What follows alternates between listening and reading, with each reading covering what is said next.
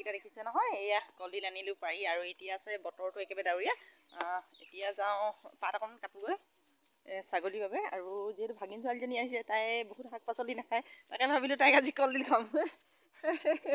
পংখীক আজি কলডিল খাওঁ হয় ন পংখী এই আহা সিহঁতক লৈ আহিছোঁ ছাগলী পাত কাটিবলৈ বতৰটো একেবাৰে বেয়া ছাগলীকেইজনীক পাত অলপ আনি দিওঁ তাৰপিছত আৰু দিনটোলৈ কাম আজৰি বুলি ক'ব পাৰি বনোৱা মেলাখিনি আছে বাৰু সেইখিনিয়ে ডাৱৰীয়ানো কি কৰিছোঁ কেনেকৈ ছাগলীক পাত দিছোঁ সেইখিনিকে অকণমান ভিডিঅ' কৰোঁ আৰু তাতে আমাৰ ভাগিনজনী আছে সি তাইকো অকণমান দেখুৱাওঁ আপোনালোকক এই আহি আছে হা হা বেটি সোনকালে আহা সেয়া দেখিছোঁ এই যেনে আমাৰ ডাঙৰ বেটি এইয়া পংখী হাই কৰি দিয়া আকৌ এই তাই পৰীক্ষা শেষ হ'ল যিহেতু মাহীয়েকৰ ঘৰলৈ আহিছে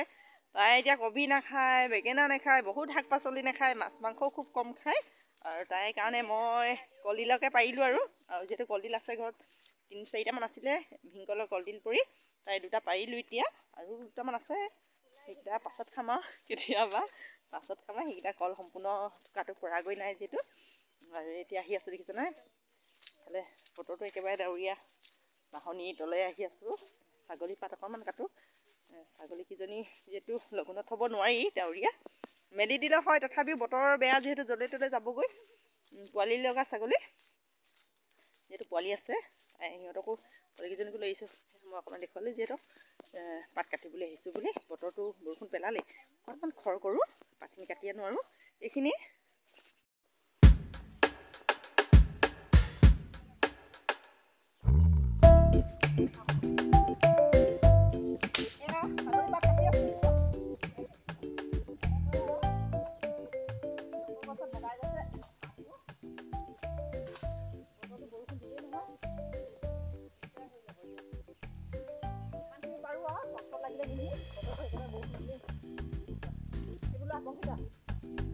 একদম মাকে সুধিব মাহী ঘৰত গৈ কি কৰিলা কি ক'বা